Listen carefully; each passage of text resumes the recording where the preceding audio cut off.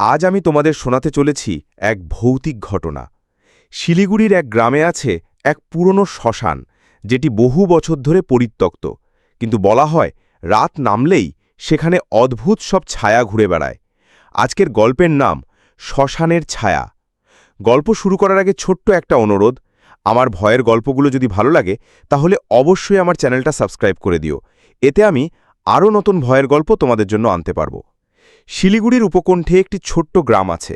গ্রামের এক প্রান্তে পুরনো একটি শ্মশান, যেটি বহু বছর ধরে ব্যবহার করা হয় না। লোকজন বলে ওখানে নাকি রাতে অদ্ভুত সব ছায়া ঘুরে বেড়ায়। কেউ সাহস করে রাতের বেলায় ওই পথ মারায় না। সুমন নামের এক কলেজ পড়ুয়া ছেলে ছিল ভীষণ দুঃসাহসী। সে ভূতের গল্পে বিশ্বাস করত না। একদিন তার বন্ধুদের সঙ্গে বাজি ধরে বসল, আমি আজ রাতেই শ্মশানের ভেতর দিয়ে হাঁটব আর ফিরেও আসব। কোনো ভূত নেই, সবটাই মানুষের বানানো গল্প।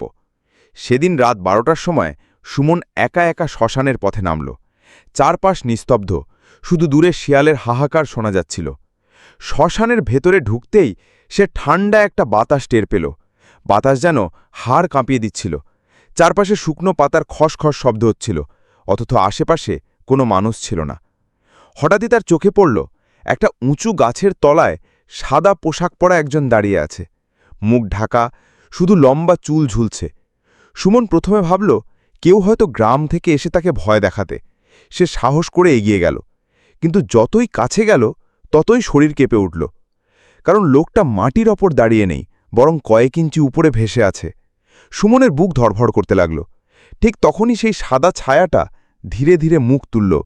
ফাঁকা চোখের গর্ত, জিভ বেরিয়ে আছে, আর চারপাশে এক অদ্ভুত দুর্গন্ধ ছড়িয়ে পড়ছে। সুমন আর দাঁড়াতে পারল না। দৌড়ে পালাতে গেলেও পা যেন ভারী হয়ে আসছিল। হঠাৎ পিছন থেকে ফিসফিস শব্দ, এই জায়গাটা আমার, কেউ এখানে আসতে পারে না। সুমন পিছন ফিরে দেখল আরও কয়েকটা কালো ছায়া চারপাশে ঘিরে ফেলেছে। তাদের চোখে আগুনের মতো লাল আলো আর গলায় কর্কশ গর্জন। সুমন প্রাণপণে দৌড়াতে লাগল। অবশেষে কোনোভাবে শ্মশানের বাইরে এসে জ্ঞান হারিয়ে পড়ে গেল। সকালে গ্রামের লোকজন তাকে খুঁজে পেল। সে তখনও অজ্ঞান, শরীর ঠান্ডা হয়ে গিয়েছিল। কয়েক ঘন্টা পর যখন সে জ্ঞান ফিরল, তখন কেবল একটি কথাই বলল, ওখানে কেউ যায় না, ওখানে শুধু মৃত্যু আছে। এরপর থেকে সুমন আর কখনো রাতে একা বেরোয়নি। গ্রামের মানুষ আজও বলে ওই পুরনো শ্মশান আসলে অভিশপ্ত। সেখানে যারা সাহস করে যায় তারা হয় পাগল হয়ে ফেরে, নয়তো আর কোনোদিন ফেরেই না। এটাই ছিল আজকের গল্প, শ্মশানের ছায়া।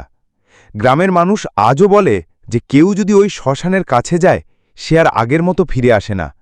আমার ভিডিওটা শেষ পর্যন্ত শোনার জন্য তোমাদের অসংখ্য ধন্যবাদ। যদি ভালো লেগে থাকে তবে অবশ্যই আমার চ্যানেলটা সাবস্ক্রাইব করে দিও। এতে আমি আরও নতুন ভয়ের গল্প তোমাদের জন্য আনতে পারবো। আবার হাজির হব আরও এক নতুন ভয়ের গল্প নিয়ে। ধন্যবাদ, শুভরাত্রি, আর সাবধানে থেকো।